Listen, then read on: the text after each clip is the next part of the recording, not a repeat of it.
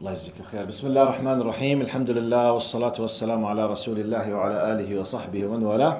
اللهم لا علم لنا إلا ما علمتنا إنك أنت العليم الحكيم. اللهم وتب علينا إنك أنت التواب الرحيم. سبحانك لا نحصي ثناء عليك أنت كما أثنيت على نفسك. أنت المقدم وأنت المؤخر وأنت على كل شيء قدير. In the name of Allah subhanahu wa ta'ala, the most compassionate, the most merciful, all praise and thanks are due to him, and peace and blessings be upon his beloved Prophet Muhammad sallallahu alayhi wasallam.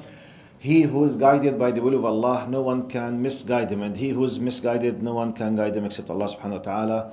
We do bear witness that there is no God but Allah, and Muhammad is his messenger. Assalamu alaikum wa rahmatullahi wa barakatuh. Today, session number 67, the 21st of February 2023. We will be dealing with two verses, inshallah, with the will of Allah subhanahu wa ta'ala. From chapter albaqarah, the second chapter in the Quran, verse 168 and verse 169, which basically says, I will recite in Arabic, inshallah, then I will give the direct, simple translation of the meaning, then I will highlight what could be the main concepts that we will be dealing with, inshallah, then we'll try to give the subtitles and the details, inshallah, بإذن المولى عز وجل. Now, Allah subhanahu wa ta'ala says in the Quran, يَا أَيُّهَا النَّاسُ كُلُوا مِمَّا فِي الْأَرْضِ حَلَالًا طَيِّبًا وَلَا تَتَّبِعُوا خُطُوَاتِ الشَّيْطَانِ إِنَّهُ لَكُمْ عَدُوٌّ مُبِينٌ. O humanity, eat from what is lawful and good on the earth, and do not follow Satan's footsteps. He is truly your sworn enemy. The other ayah, Allah subhanahu wa ta'ala says, 169, إِنَّمَا يَأْمُرُكُمْ بِالسُّوءِ وَالْفَحْشَاءِ وَأَن تَقُولُوا عَلَى اللَّهِ مَا لَا تَعْلَمُونَ.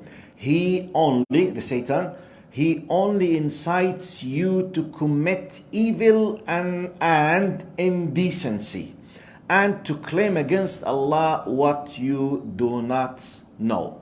So we have now two verses where Allah subhanahu wa ta'ala is commanding us not to eat except halal and tayyib, and to be careful from the su' and fahsha that jazakallah khair, barakallah feek, shukran jazeelan. Don't thank me. Jazakallah khair.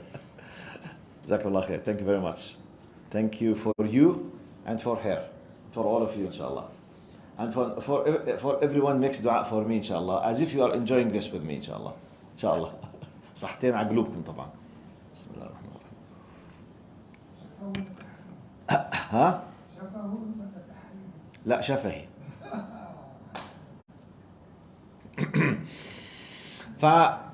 Now we will be dealing, Allah subhanahu wa ta'ala is telling us that we are commanded not to eat but halal and tayyib. So we have two terminology now, halal and tayyib. We need to understand what does this halal mean, because we use it, but not necessarily in the way that we use it. It's much more larger than that. So what does the word halal in the Quranic terminology mean? And what does the word tayyib? And why Allah is commanding us not to eat but halal and tayyib? But what else other than halal and tayyib? We will be doing our best to understand the concept of khabith compared with halal and tayyib. Okay? Then, to be careful from the footsteps of the Satan in this context, as shaitan, as the shaitan is commanding, is pushing towards the area of su' and fahsha. What is the su' and what is the fahsha?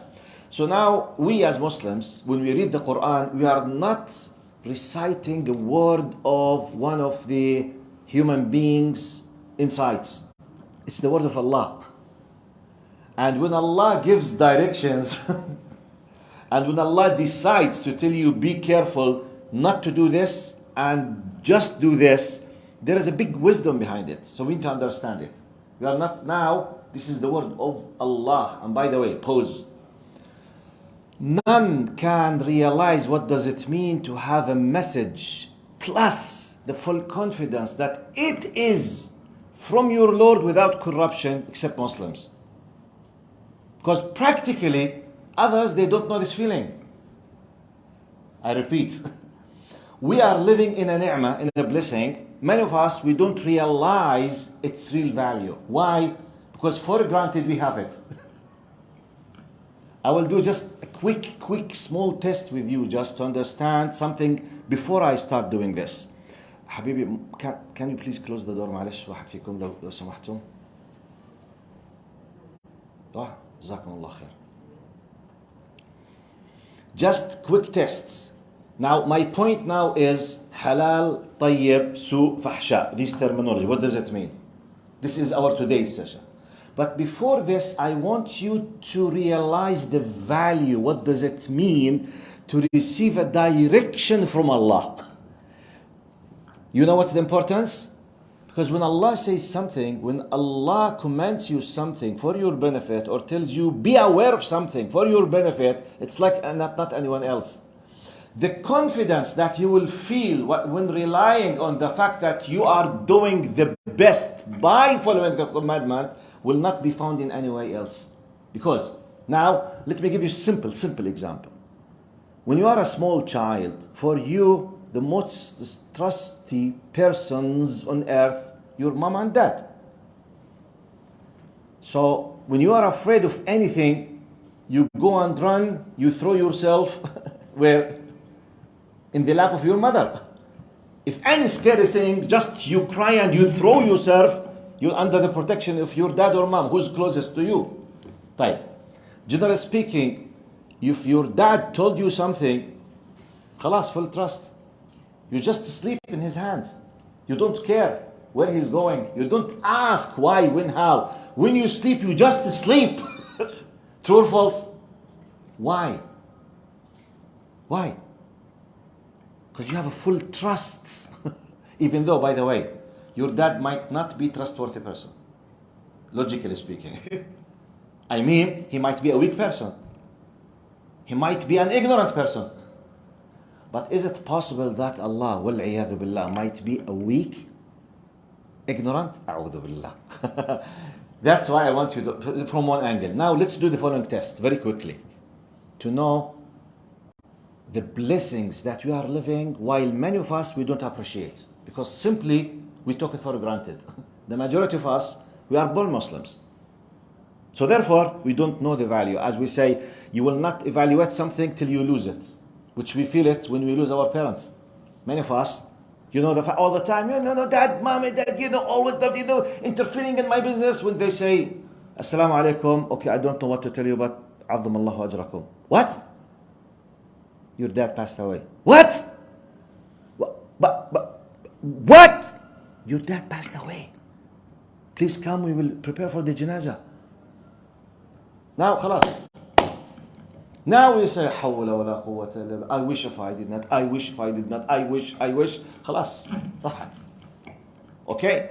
Now, because when you lose, now I will let you feel what does it mean to lose something, just theoretically now, to realize the real value of the fact that the Quran is yours and you believe in it and you know it's your guidance.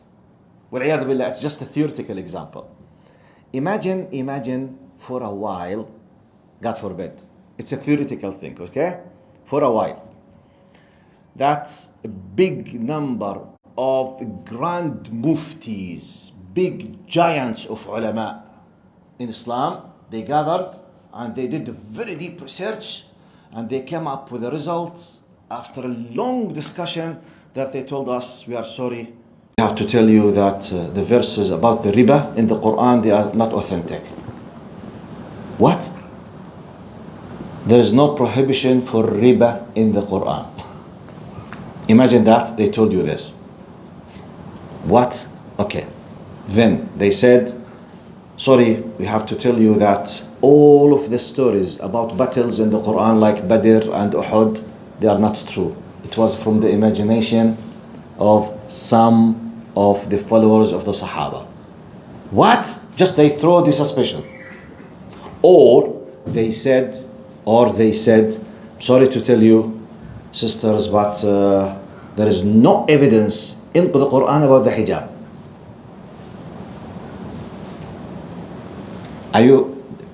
away, what will happen to you? Which means there's no authenticity for what? The Quran. If you would love to respect this book, it's up to you. But we can't force you. What will happen? In terms of your feelings, when you go on sleep, what will happen to you if you have a slight doubt that some verses in the Quran might not be true? The possibility that just started leaking into your hearts. What will happen to you in case if you are facing a serious problem and you want to depend on the Quran as an answer, and just you remember that there's a possibility that the answer of the Quran might not be true? What will happen to you? Imagine you want to tell your son, your daughter, you must respect your parents because he said, excuse me dad, the ulama, they say, it's not authentic. So don't play this game with me. What? Type. You, out of a sudden, you were shocked by the fact that your son was watching porno material. You start to say haram, say, daddy, please. Everything is said about that is not authentic. So don't waste your time. What? By the way, what will remain from Islam? I'm asking, what will remain? Nothing. And this is exactly what others are facing now. You know what I mean by others. Everyone else. I repeat, everyone else is facing this problem deep inside. Because no trust in the authenticity. The feeling of I'm standing on a very solid ground does not exist. This feeling, the feeling of solid ground that you do not question, does not appear and exist with any group on earth except with Muslims of the Quran. Everyone else is facing a serious doubt. So when you read, when you know, you have no problem. Is it true or not? Was it said or not? Your only problem, how can I apply? Others, they have a much bigger problem. How can I know it is aslan authentic? There is a big difference. Big difference. Imagine yourself, you are having $50,000 in your pockets, which is the whole wealth of your family. And you respect your father. Actually, your father is the source of this wealth. And there is a deal between you and your father. Whenever I tell you where to put the money, just send them there. And there is a signal between you and your parents. You are using a serious application. And you have a special mobile. No one can interrupt. So when you receive a message from him, where to put the money, you will put them. Okay? He sent you 10,000, give him to Ammo XYZ. Okay. 10,000, send them to charity. 10,000. So basically for you, you are just fulfilling the duty. If someone came to you and say, hey, be careful. Your mobile is not yours. This is another copy and someone, a hacker, is stealing the money for you. Imagine if he just lying, but he threw this doubt into you. What will happen with next message that will come to you from your father? You will stop. But what if a hacker is speaking with me? Now you will have a doubt. You can't sleep. What if? What if I lost the money? What if I discovered? What if? What? You can't sleep. You can't eat. You can't work. You can't do nothing. Because of the doubt. You are not sure, by the way, sir. Maybe it's a big lie. But the doubt itself will kill you. Have I managed just for a few minutes to let you appreciate what does it mean that the Quran is mutawatir? Which means, mutawatir means, go and put your head on the pillow and sleep. You have no doubts to any slight possibility that it's not authentic. Our problem is just, it's there, you know it. Please, Ya Allah, help me to apply it. Others facing what? They don't know whether it's authentic aslan or not. I mean their books or their whatever. That's why every few years in the secular materialistic world, east, west, north, south, you will have new notions, new things, new ideas, because no one can stop anyone from believing in anything against anything. No borders, no lines, no limits. The limit, actually, your desire is your God. So if your God, i.e. your desire, for somehow has been gathered with other desires of other gods, like you, your group, your shilla, your whatever, there's an interest, and you have the power through the democratic politics, you will control, you will spread your idea. If someone else with another power came, will kick you out, and he will put his power and his nation. No one can stop anyone. That's why they will apply the concept of relativism. From your point of view, no. I'm preparing all of this to explain to you when we come to the concept halal and tayyib. Because if you believe in the ultimate relativism, النسبية المطلقة, we can't agree on tayyib. Tayyib, from your point of view, I don't think so. خلاص, everything is this right. This is your point of view. نعم? No, it's not my point of view. There is a haqq and there is opinion. If everything is relative, by the way, we can do nothing in our life. What is this place that we are sitting in now? What is the name of the place that we are sitting now? What is it? Masjid. Imagine if this is not agreed upon. From your point of view. From my point of view, it's a cinema. How to tell me that this is wrong? From his point of view, this is a theater. From his point of view, this is a playground. From his point of view, this is a hockey ground. Who's right and who's wrong? Really, I'm not joking.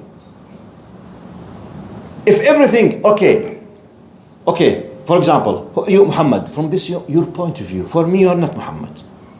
What? By the way, this is part of the problem of the self-identifying self. Really? The people, they say it's self-identifying matter. Whoever, he's identifying himself as such. Okay, I'm identifying myself as an American. Give me the citizenship, yallah. Wallah, I'm not joking. Okay. I'm declaring I identified myself as a Canadian. Give me citizenship. Now, who accepts this? Truly, who accepts this? No one. But why? To tell you that there is something deep inside still clear about the haqq and the truth. Are you with me? By the way, I have not started the 2 verses yet. I'm just give you the philosophical preparation, because this is much more important to understand. But let's delve into the 2 verses now. Now, أعوذ بالله من الشيطان الرجيم. اللهم صل على سيدنا يا أيها الناس كلوا مما في الأرض حلالا طيبا ولا تتبعوا خطوات الشيطان إنه لكم عدو مبين. O humanity, eat from what is lawful, halal, and good, طيب. It is one of the translation of the meanings, okay? On the earth, and do not follow Satan's footstep. He is truly your sworn enemy. Now, when we speak about halal compared with طيب, one of the translations, halal is the permissible.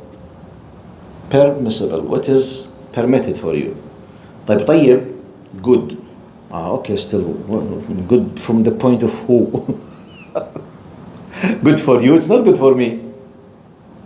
That's why we have 2 main areas as Muslims that we depend on to decide what is good and what is bad. Area number 1, which is what we call it in Islamic Arabic terminology, the fitra, the inner nature, the innate. But this is not the only one, because the inner nature could be spoiled and could be brainwashed and could be affected. It must be restricted with shara, which is through the ilm. You believe in the source, you have a guidelines through the ilm, and what we call it sharia. Don't do such and such, because if you opened the area for opinions, let's come now. How many millions of people, they don't care to put any law against alcohol? طيب طبعا, do you think if we brought 1,000 people of intellects, they are not biased, they don't belong to any political parties, they don't have any interest in anything, and we ask them alcohol is good or bad, what do you think they will say? Good or bad? Bad. Because the harms that comes out of alcohol is beyond your imagination. It's something, it's powerful like a scientific fact. Once you lose this, or you lose control of the most important device in your body, which is your aql, your intellect, you do anything, you kill. Car accidents, you hit, you steal, you throw yourself, you commit suicides, blah, blah, blah, blah. Many things. I mean, is this something I'm exaggerating with, or it's a reality that we all know? One of number ones up from the top 4 or top 7 or top 10 reasons for car accidents in the United States. By the way, when I say United States in specific, because United States is the most powerful country on earth in statistics. That does not mean somewhere else we don't have it. But Americans, they are obsessed with the statistics. Wallahi, everything you have stats. That is something which is good, good. At least we can take, a model. Now, from always, go to any state. I challenge you, by the way, do this homework. Go to any state. From the top 10 or top 7 or top 4 or top 3 reasons of car accidents, which means death, cases because of alcohol, type drugs. Look, tens of years, countries, they are fighting drugs, true or false? And they consider them drug dealers and gangs and something.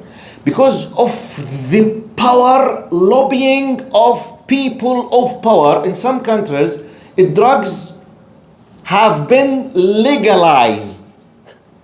This gives you the dangerous power of relativism to human beings. If you have the power, you can legalize what you yourself considered for a long time as a crime. What is the new thing? Nothing new. The reality is as is, but you decided to change your attitude from it because of the pressure of lobbying. But still, drugs is harmful. The reality of drugs has not been changed. What has been changed, we are manipulating how to deal with it. You got my point? That's why the importance of Islam. What's the importance? No one can play this game because it's had. It's great king of Muslims. He is from decent ship of Prophet Muhammad. No, Habib. Even if he is from decent ship of Muhammad, he has no right to interfere in the haqq of Allah. Out. Yalla. Out. The text says haram at haram, that's it. Hudud. No one can interfere. Elections. No one. The majority. Habibi, if 99.999% decided to elect on something has been clearly, crystally prohibited in Islam, and they said we want to do it, it will stay haram. So no one can play this game. That's why the guarantor for the realities to stay realities about khabith and tayyib is to have shara', not just to have aql. Be careful, because aql can be deluded, misled, and this is important. If you think that aql cannot be misled, I'm challenging you. Who's ready to challenge? Are you ready? If you think that aql cannot be misled, I will prove to you that it will be misled, and I will give you 1,000,000% evidence that the most genius people can be misled, even they are so genius in ilm. You tell me about Nazism. German people, they were clever or not? Go back 100 years from now. Were they one of the most powerful intellectual people or not? Their manufacturing, they were number 1 in the world or not? Scientists. Number 1. Can you claim that they were idiots or stupid? Type. And they were millions. How many clever scientists were there among them? Hundreds of thousands. Yet, they were Nazis. So they justify for themselves to kill others on the base of superiority, inferiority, and we are better than you. The fact that they are clever, science, believe in science, very intellectual, did not stop them from being evil, bad, harmful killers. Period. This is a simple example. This is applicable in Mussolini in Italy, the same thing. This is applicable on Japanese in the Second World War. Unless if you think the Japanese are not clever. Wallah, I'm not joking. I'm not joking. Are you with me? The same thing is applicable on Chinese people and Mao Zedong, who convinced the Communist Party to kill about 80 to 100 million Chinese people just to apply the concept of communism. If cleverness and science will stop human suffering, you tell me why communists killed 100 millions. You tell me why very clever, okay, Western, secular, whatever, call them whatever, they killed in First World War, Second World War, more than 80 million people. You tell me. If the problem in religions, the communists, they are non-religious. Nazis, they were not religious. Now, many Western world who sent their bombs, they are secular, they are not religious, had nothing to do with them. And they go and occupy countries and kill them. طيب. Did cleverness and science stop them from being harmful to other human beings? So, is aql and natural humanity or humanism enough guarantee to stop human suffering? Is this the evidence or not? Because someone, hey, don't interfere in religion. You must believe in humanity. Okay, Habibi, I will believe in humanity. Give me which version of humanity? Yalla, please come. Which version of humanity? Nazi version? Nazis, they were humans. Italian version, Mussolini and fascism, they were humans. Mao Zedong, Communist Party in China, they were humans. French humanism, French since tens of years and up to this moment, they are occupying 16 African countries up to now. They print their banquet, their money up to now. And they seize all of their gold and silver and diamond up to now 2023. And they are talking about democracy and human rights. Did the concept that they claim human rights prevent them not to be harmful to their fellow humans, 16 African countries? I'm just giving you, by the way, this is not an emotional argumentation. This is scientific. I'm talking you with numbers, with logic now. Just to tell you, because when you say, Ash-Shari' is very important, say, please, don't interfere religion, okay? Well, we must be secular people. Okay, yalla, I will discuss with Fadl, yalla. Which version of secularism? You tell me. All of those people are secular. Why they are killing each other? And why they are killing others when they have power? That's why we need religion. Actually, we need Islam. Because we need the Shara'. And by the way, it's not my job now to convince others that you need Islam. I'm talking with you as Muslims now. How important really to be proud of the fact that you are a Muslim. Because if you don't have this vibe within yourself, others will not feel it. If you don't have the conviction and the knowledge. Because when Allah tells you, Kul at-tayyib and kul al-halal, don't have inferiority complex, tayyib and halal, we are very civilized people now. Humanity is something, Habibi, hey, please, don't accept this kind. Don't play with yourself this game. No one is able to provide an alternative. I'm challenging, by the way. You provide me, give me, what is better than what I'm talking about? You give me, which one? Because, one of the most well-known ways of saying we don't need religion, they talk about the religion of humanity. What is it? You must live in humanity. Wallahi, ya ammi, I will believe in humanity. Which nuskha, which tab'a, which version of it? Give it to me. Are you with me what I'm saying? Which one of humanity? All the groups that I mentioned during the history, they were humans and they were killing and they were seizing, attacking others. So the problem is not with Islam.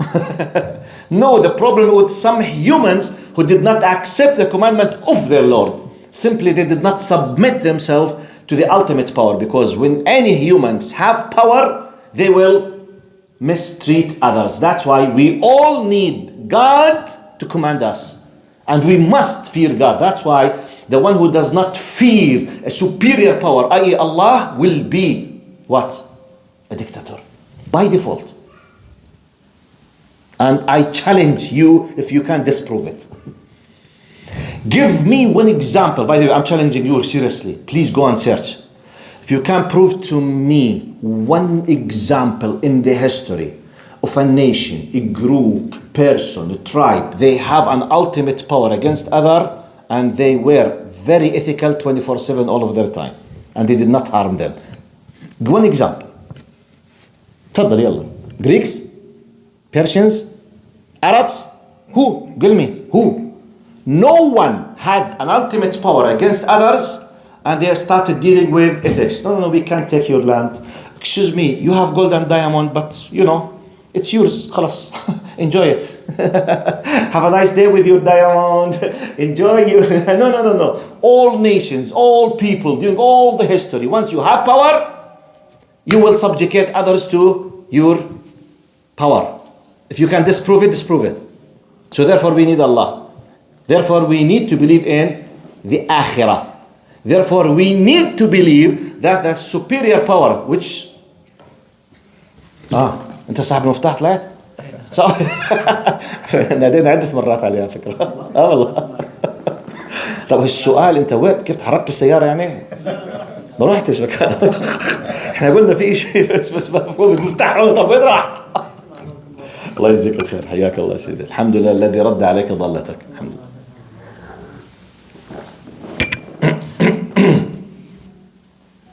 I forgot what I was saying.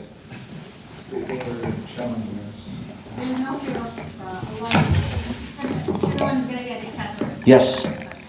So subhanallah, everything I was highlighting is just to prepare for the concept of accepting, submitting what Allah makes halal is halal. It's not what you think and what you feel. Allah has provided you and me with an inner built-in device to realize the minimum of the tayyib by default. Because the tayyib, I will give you some of the definitions. قال حلالا أي محللا لكم تناوله ليس بغصب. When we say permissible, it's not مغصوب or مسروق or محصل بمعاملة محرمة على وجه محرم أو معينا على محرم. It's شرع now. We say halal, it's permissible. Permissible, according to the Sharia, it should not be seized, for example, by power. You have a power, it's not a steal. You have a power against someone who is weak. I will take this piece of land. It's not yours. I will take it. I'm not stealing. No, I'm taking it. This is called ghasb. Okay? This is haram. It's not halal. Or sariqa, when you steal something. I took this without his permission. This is his property. This is sariqa, a theft. Now this is haram. Okay? قال أو محصل بمعاملة محرمة. I managed to achieve something, to have something, to seize something is through a bribe. Bribe, rashwa. So what I have gained through bribe is what? Haram. It's not haram in itself. It became haram for me because my way, the channel, the access to have it through a haram way, which is the bribe. So using any haram channel. طب who decides the haram and halal? Allah subhanahu wa ta'ala. And the Shara' al-Quran wa sunnah. That's why it's not relative, because in many cases, many countries, many people, they decide. I'll give you another example. Now for al-uqala, al-khamr is not tayyib. Al-khamr is khabith, because al-khamr, it attacks the aql. True or false? And I think you know, about few decades, the United States, they announced the prohibition. They banned alcohol. Do you know that? Yes. And it took them for years. Then the black السوق السوداء شو بسموها بالانجليزي؟ black market. Okay. ترجمة حرفية يعني. You know, alcohol used to be sold in the black market with tens of the value, and the people, they used marching in the streets against this law, then they had to change. Which means, was it true that the uqala, the people of power, they did not realize that alcohol was bad? They did. But the majority, they want it. Because simply they were not raised according to the will of Allah. They were raised according to their desire. But who decided how they will be raised? People of power. That will connect you with the concept of Tawheed. Do you remember? Do you remember what's the relation of what I have highlighted in the concept of Tawheed? Tawheed al-Uluhiyyah. Who remembers the relation between this concept and this concept? The core point of Tawheed al-Uluhiyyah, to believe no one deserves to be worshipped except Allah, means no one deserves to be obeyed except Allah, means whose commandments, i.e. whose legislations, i.e. whose teachings will be the law. Are you with me? That's why I keep reminding you, when Allah subhanahu wa ta'ala revealed the Quran and the Islam for Prophet Muhammad, the majority of kuffar Quraysh, they were not rejecting Allah's existence. They were not rejecting that Allah is a Razzaq. وَلَئِنْ سَأَلْتَهُمْ مَنْ خَلَقَ السَّمَاوَاتِ وَالْأَرْضَ لَيَقُولُونَ اللَّهُ وَلَئِنْ سَأَلْتَهُمْ مَنْ خَلَقَ السَّمَاوَاتِ وَالْأَرْضَ وَسَخَّرَ الشَّمْسَ وَالْقَمَرَ لَيَقُولُونَ Allah. But why in Islam they are considered kuffar? They rejected Allah's right that His commandments has the priority in your life. Allah commanded them to stop usury, interest, they say no. Allah commanded them to stop producing and selling alcohol, they said no. Allah commanded them to stop prostitution houses. وَلَا تُكْرِهُ فَتَيَاتِكُمْ عَلَى الْبِغَاءِ إِنْ أَرَدْنَا تَحَصُّنًا. This is exactly prostitution industry in our time. It was there, very prosper. Millions, money. Wallah, alcohol, slavery, prostitution, one of the big main three streams of income at that time of people on earth. طيب, to have slavery, you need to have battles and attacks and to kidnap people from other tribes. It's like a chaos, you see? It's like a, how to say? Vicious cycle, okay? So Islam came and just stop it. Stop this is haram. So when Islam came, just when I say فَاجْتَنِبُوهُ قال فَسَالَتْ زِقَاقُ الْخَمْرِ فَسَالَتْ الْخَمْرُ فِي أَزِقَّةِ الْمَدِينَةِ. Just when the verse was after preparing them for Iman. When they say يَا أَيُّهَا الَّذِينَ آمَنُوا إِنَّمَا الْخَمْرُ وَالْمَيْسِرُ وَالْأَنْصَابُ وَالْأَزْلَامُ رِجْسٌ مِّنْ عَمَلِ الشَّيْطَانِ فَاجْتَنِبُوهُ. Once they heard it, big jars of alcohol, they used to throw it. You used to see like small creeks, small springs of khamr in the streets of Medina. Because thousands of people, they start throwing, because by the way, they don't buy khamr like us, just you go to Walmart and you buy one bottle of whiskey. No, they store it with big jars for the whole year, because it takes them months to produce it and weeks to work with it, and they keep drinking the whole year. So they store it in big jars, like big tanks for us now. When it was prohibited, khalas, it's Allah, throw it. So you can imagine tens of thousands of gallons they were thrown in a narrow streets just in a few hours and minutes. That's why they say the liquid of a khamr, you can see it like a small creek in the streets of the Medina. Here comes the Iman now. And the importance of superior power, not the opinion of Quraysh. Quraysh announced that khamr is haram. Why should I listen to Quraysh? This will be the reaction. Okay, you want to stop producing khamr and you will bring khamr, better khamr than Saudi Arabia now or Arabic Peninsula. We'll bring it from somewhere else. No, it would be business and politics and something. No. Allah has nothing to do with business and politics. It affects your brain. It's haram because it kills the most important power in your body, which is the power of intellect, the power of aql, the power of realizing, of awareness. So it's haram. That's why we need Islam.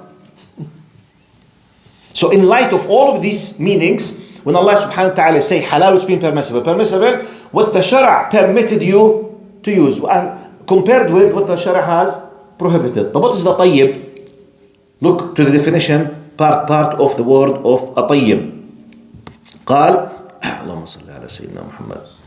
قال طيبا مستطابا في نفسه غير ضار للأبدان ولا للعقول.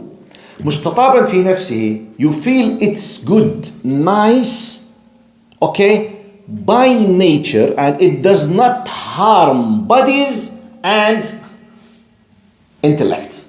It does not harm. Alcohol, it harms. Drugs, both. You see? So anything that the level of harm is more, by default, according to this ayat, is muharram in Islam. It has nothing to do with politics. It has nothing to do with tourism. Some, unfortunately, may Allah forgive them. I don't know how they will meet Allah subhanahu wa ta'ala. Some Arab countries, sometimes in the parliaments, they elect, shall we allow alcohol to be sold, yes or no? Depending on the concept of we need to invest in tourism, we must allow khamr. But where is the commandment of Allah? Are you ready? What is the difference between you? I mean, what could be next is, we have to allow prostitution because it's a basic part of what? Tourism. Some countries, their national, for example, to the best of my readings, Thailand, the first number one national source of income is what? Officially, by the way, I'm not discovering something in secret, it's officially prostitution. And they are honored by the king every year because they are the source of, okay, Islam is completely haram. This is haram legal source. So when we do this, okay, prostitution, no. Alcohol, no. Drugs, no. Porno, no. But what else? We have tens of halal ways. Don't use the haram ways. This is exactly the footsteps of the shaitan, brainwashing you, accepting this notion. But what can we do? Ya ammi, awwal ishi, you need to understand that you are here to submit yourself to the rule of Allah, and you are in a test, and it's not the end. If we are living forever and we don't have an akhirah, I don't blame you to think in this way. Whatever brings money to you, just do it. Khalas. The fact that you are a believer and you know that Allah is a Razzaq and you know that you can't control, and you know the concept of blessings and the barakah, because you might dealing with khamr or zina or whatever, and you might lose your health and you might die and you go to the hellfire. So practically, as an end result, you are a loser. You are not gaining out of tourism. But what about else? I'm talking about you as a Muslim. You need to make a role model that we enjoy this life. We don't have prostitution, porno, alcohol, drugs, and we are one of the happiest families on earth by being a role model. Others who lost the concept of family, when they see you enjoy the family life, enjoy not losing your minds. I was just a few days ago in McMaster's University. I was giving them some of the very, very, very quick stats. Some of them. 1 out of 3, this is an old statistics, more than 15 years. I used to use them, but I memorized them. More than 15 years ago, 1 out of every 3 British married women, they call the police suffering from their drunk husbands hitting them badly on daily basis. About 30%. The married 15 years ago because of drinking alcohol. 75% of calls after 12 midnight in Paris, it come by wives or spouses or girlfriends. They are hit by their boyfriends, husbands, because they are drunk. Subhanallah. No one is focusing on these things. But what about? This is, so it's not up to your feelings. It's not up to your mind. It's not up to your culture. It's up to the religion of Allah. Or otherwise, everything will be lost. One of these stats that I was telling them, abortion, for example. Many people, they claim they are supporting human rights and women's rights and children's rights. They accept abortion. Type logically. What is abortion? Do you know what is abortion? Killing human innocent lives. Actually, not just killing. Cutting them into pieces while they are in the womb of their mothers. Torturing them. Wallahi. A child. But basically, it's a human being. Just a time he will come to this life out of the womb of his mother. They use tools to cut pieces, the hand, the arm, the neck. Wallahi, some of them, I saw some videos. They talk about the pain that, skin, but there is no voice, but they cut. He's living, moving in the womb. They send الملقط. شو بسموه الملقط؟ What? For ملقط الخاصه. They use this tool. They pull the arm, living, while he's living. شو اسمه الجنين؟ fetus. The fetus is living. They take the hand, the other arm, the leg, pieces. But what is this? But this is dependable on what? لا, from their point of view, it depends on my body is my own property. I own my body. In Islam, you don't own your body. Here comes the big difference. I don't own my body. That's why many types of tattoos are prohibited. Anything that hurts your body is haram, including the tattoos. I'm not talking about just the normal coloring, the very serious tattoos which hurts the skin, which change from underneath the skin. It's prohibited. Why? Because it hurts. Many things against your body, if it hurts the body, it's haram. The body is a trust. It's owned by the Creator, Allah subhanahu wa ta'ala. It's a trust under your hand. Therefore, for example, a male or a female has no right to say it's my body and the fetus is part of my body, I want to throw it. No, you are killing an innocent human being. Now, to the best of my memory, just 2 days ago, I read in Google very quickly what is the abortion status officially around the world up to last year. Officially, when I say officially, multiply it by twice or twice in reality. But the registered records, it is claimed that every year the official abortion cases 73 millions.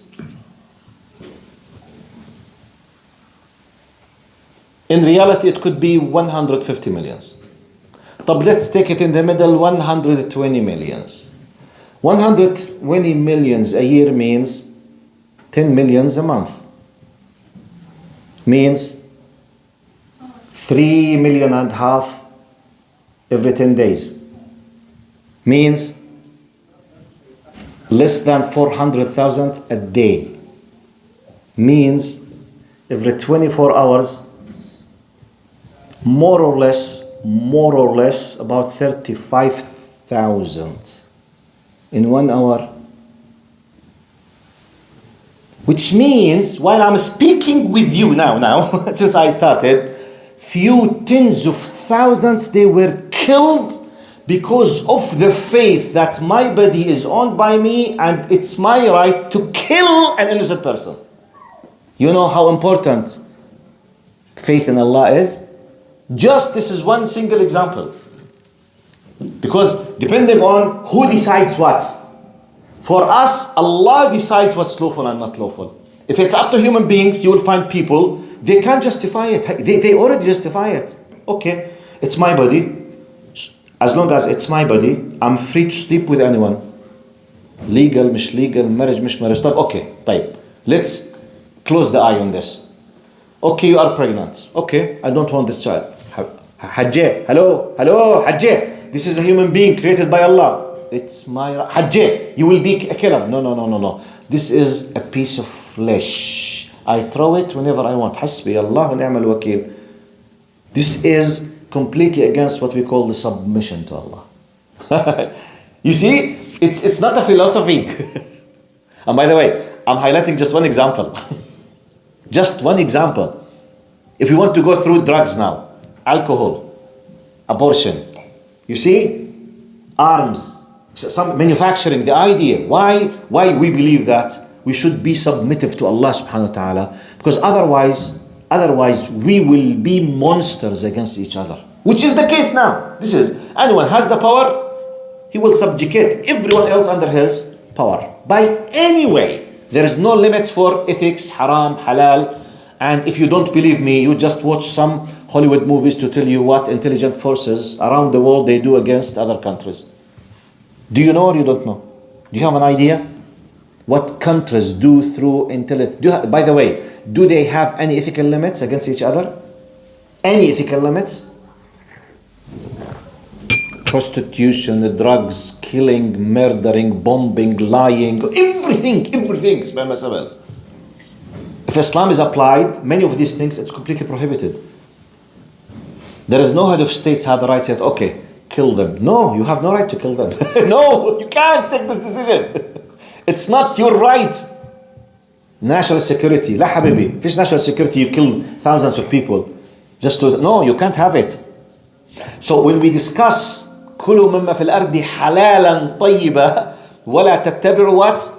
خطوات الشيطان. It's not just a personal philosophy. It's a huge manhaj, methodology for the humanity on earth. I know it's a little bit tough academic topic, but I hope I was able to convey a message. طيب, I will stop now. But just to make sure that you were not sleeping. I need 2-3 of you in one sentence. What did you understand from me? Give me some of the benefits that you can conclude. Let me ask you the question in another way. If someone after you leave now, in a few minutes asks you outside, what did you learn from the lesson? Or what was the most important point that you understood from the speaker? What could it be? Let me listen, just to 3-4 of you. Brothers and sisters. Yalla, تفضل محمد. How grateful we should be to be Muslim. Jazakallah khair. How grateful we should be to be Muslims. The fact we have the law, we know. طيب, what else? Yes? To consume what is halal or tayyib that does not harm us, whether it is allowed and does not. Yes. The halal, we should be consuming, dealing, accepting the halal as it decides that it's halal, regardless of our point of view. Okay, I think, I believe, no. You are not the criterion. Allah is the one who decides for your benefit. What else? Yes? We're lucky as Muslims that we are privileged enough that whatever information we have is authentic. Because the main thing that non-Muslims struggle with is the fact that they are still trying to figure out if their information is even authentic. Yes. Which is why theories like relativism and all these things come in. The beauty and the power of being sure that what you have is the truth. Wallahi, keep doing this scenario with your brother. Keep testing yourself with this, just to appreciate what you have. Keep asking yourself, what if I don't have? Let me just a simple example. Once I was asked to come to a private mixed school in Amman, Jordan. About 400-500 students, high schoolers, boys and girls. So, the manager, the administration, they asked me, one of the big troubles that we are facing with those students, they don't respect their parents. They don't appreciate their families. Most of them, they come out of very rich families, high private school, more or less spoiled somehow.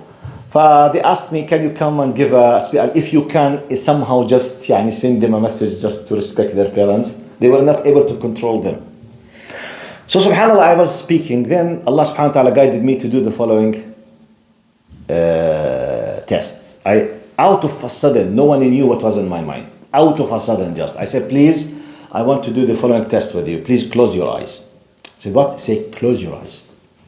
Now everyone, please, don't laugh, don't speak, don't look, don't open your eyes.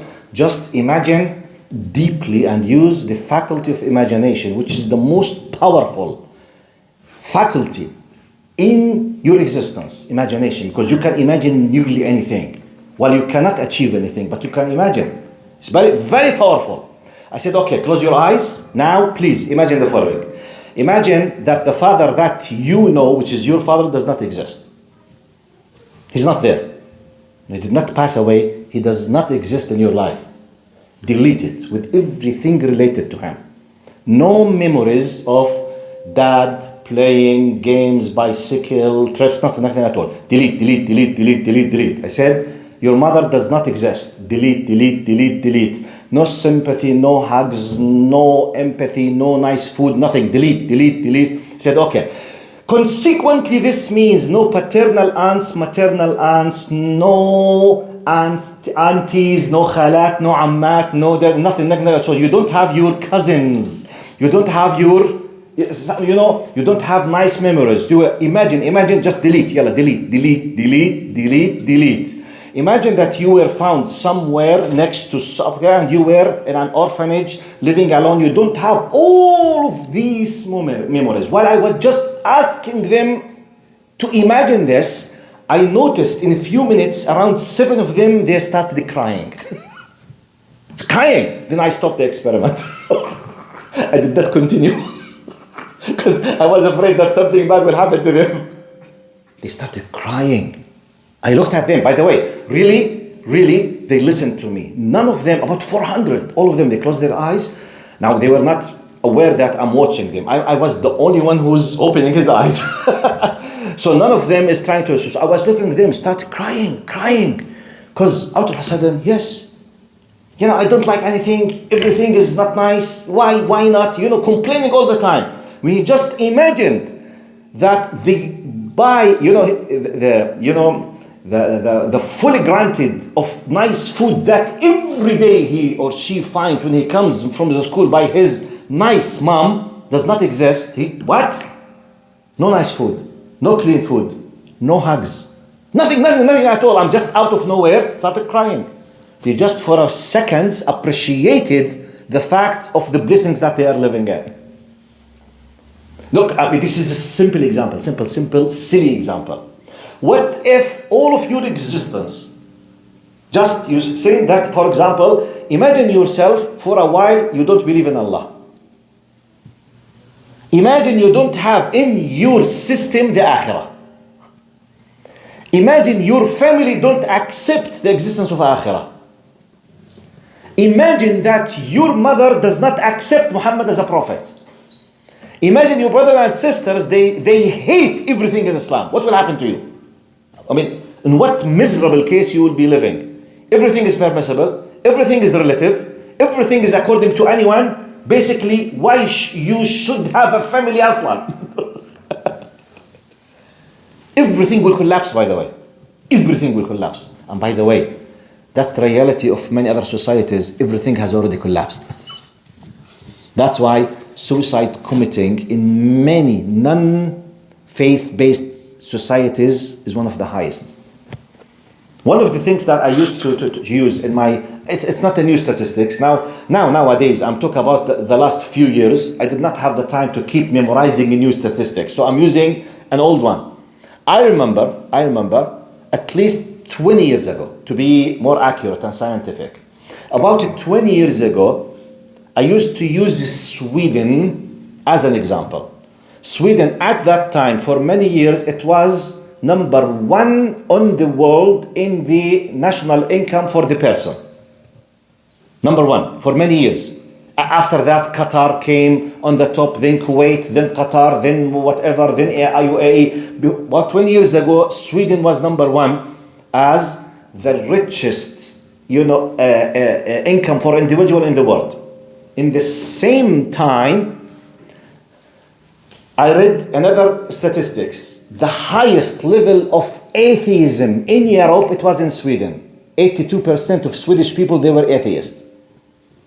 In the same time, I read an article on so I forget where I read it, but an article says that 52% of Swedish people, they are not sure who are their fathers.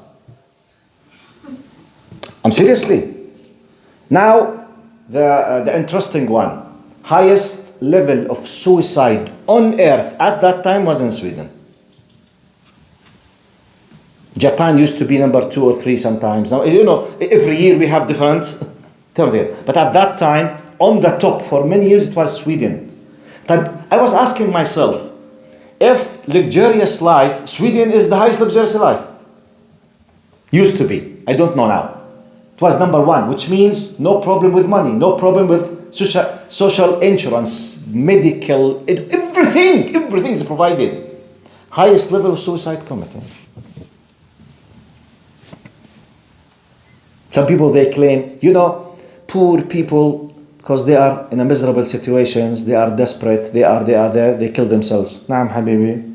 But do you know that one of the lowest degrees in suicide committing is in Bangladesh, which is one of the poorest countries in the galaxy? Not on planet Earth, in the galaxy. Okay? Bangladesh, one of the lowest rate of suicide.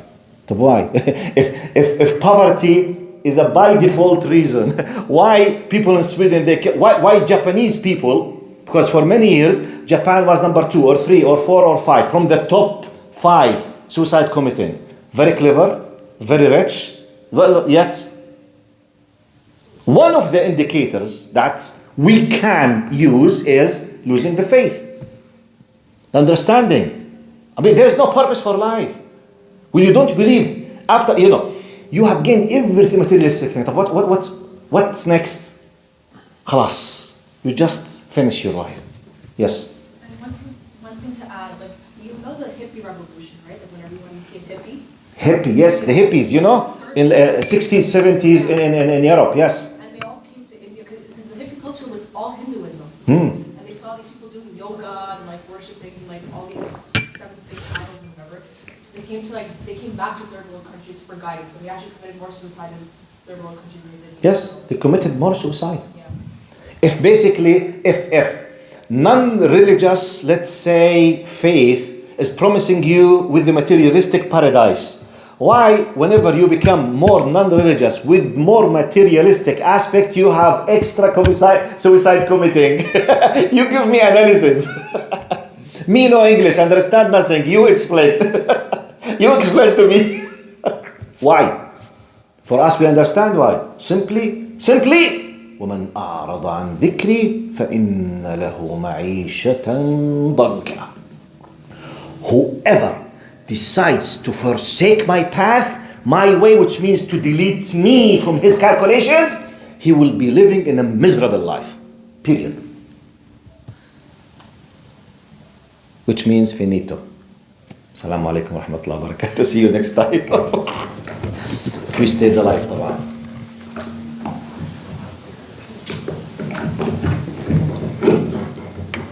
صحة والف عافية دكتور.